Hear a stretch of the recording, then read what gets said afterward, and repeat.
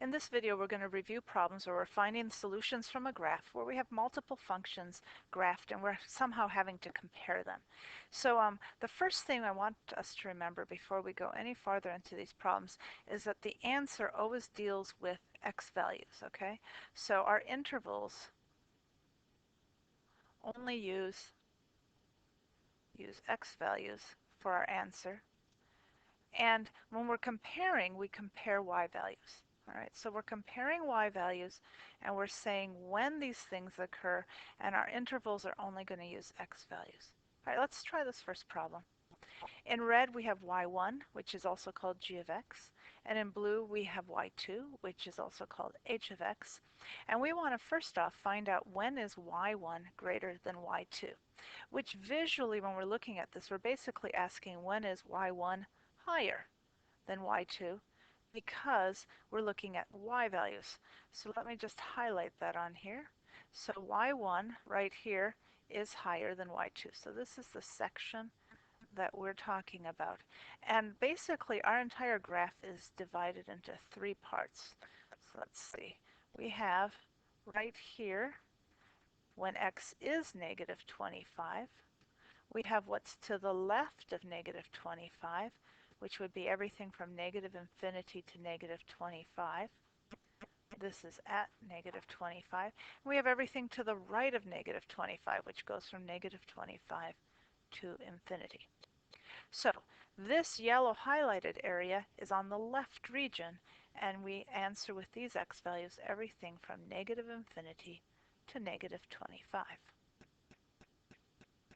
All right, our next question asks when is g equal to h? Well, this function g and this function h only meet at this one point, and we want to grab the x value for our answer. So they're only equal when x is negative 25. And we use these curly brackets when we just have a single number for our answer. In our next one, we want to see when is h greater than g. All right, so let's see, the blue one is h, and right here it is below g, so that this cannot be the answer. It's when it's greater than, so that's going to be this section. So let's see, I'll erase my old highlighting. There we go.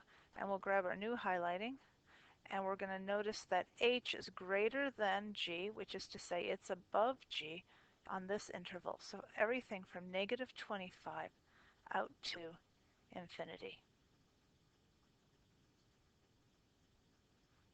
All right, our next question asks us when is h of x less than 16?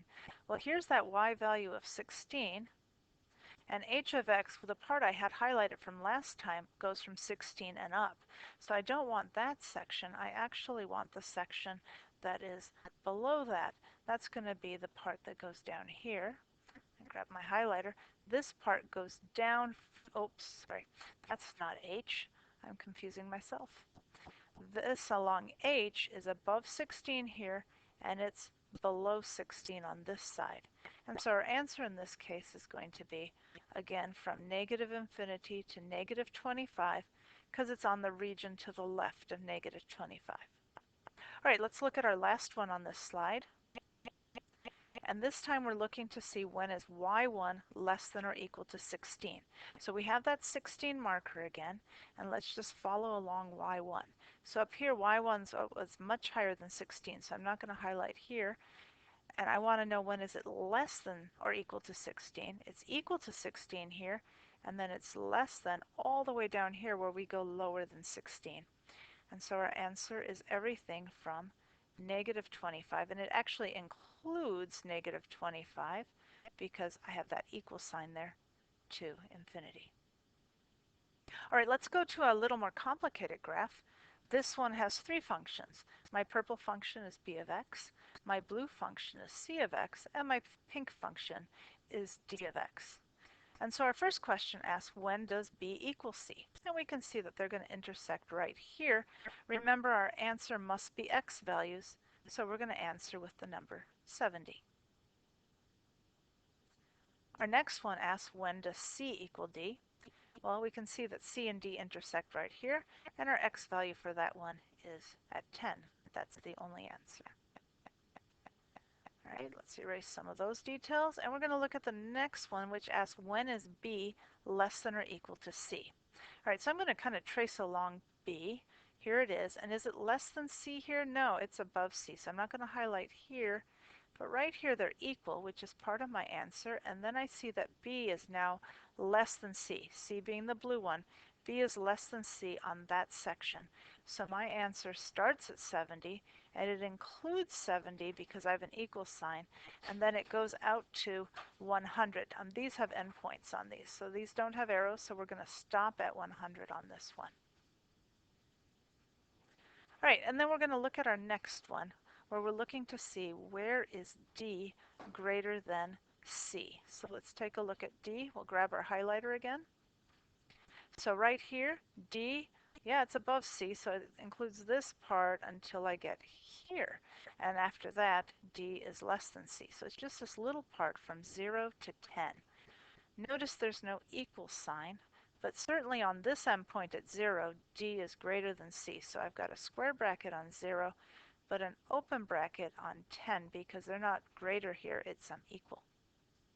All right, in this next problem, we want to get this d of x to the other side. Just like we'd normally solve an equation, we're going to add d of x to both sides, and so we can rewrite this as b of x is greater than d of x.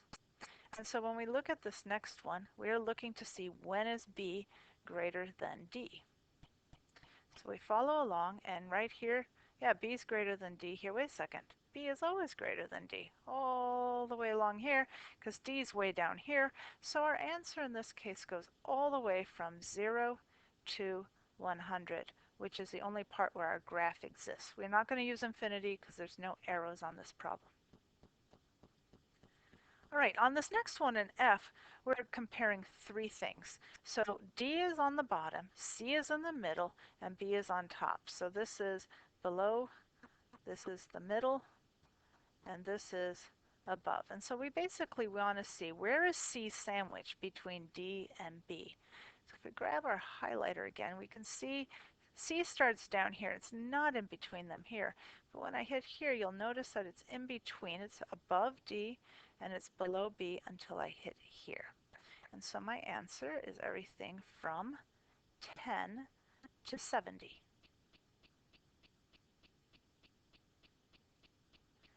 Our next question asks, when does B equal D? You'll notice that B up here never intersects D.